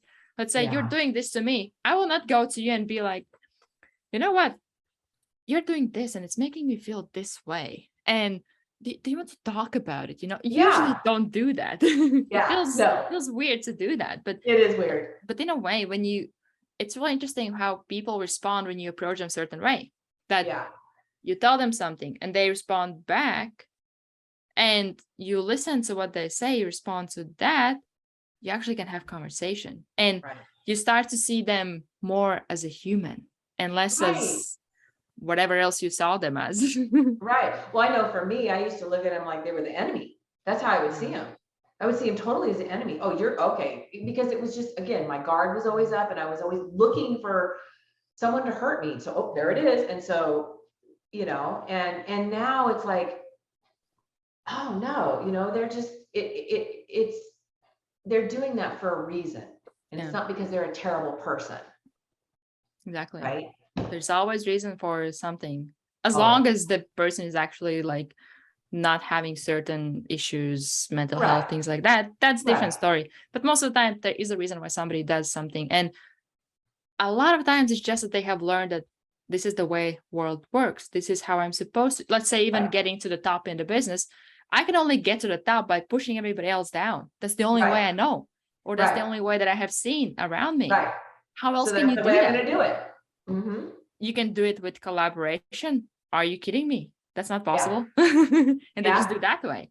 But I feel like we could talk forever. I know, right? I know. I love it. I love it. Me too. I will definitely have to get you back on, because I feel like there's so many things that we can keep talking about. Oh, definitely. Do you have maybe final things you want to say, or something that you would want to close off with, or anything you want to say to listeners, anything like that? Trying to think of something, because we covered so much. Oh yeah, so much. I want to go back to just love yourself, really, seriously. Don't be hard on yourself. The thing that I've embraced, and I think everybody does, is I'm learning to treat myself the way I treat my best friend. I treat myself like I'm my own best friend. Because in a way you are. Right. If the world comes to the end and I'm the only one here, I'm my own best friend, right? Yeah. And so give yourself a lot of grace. Give yourself a lot of grace, which we don't do. Yeah. If, just as you said, I was thinking, treat yourself as somebody that you literally live with every single day. Right. Right. Because you And live with yourself every single day. you want to have a healthy, loving relationship with, right? Yeah. That's amazing. Well, thank you for coming. This conversation was amazing. I want to do it again for sure. Oh, we will make it happen for sure.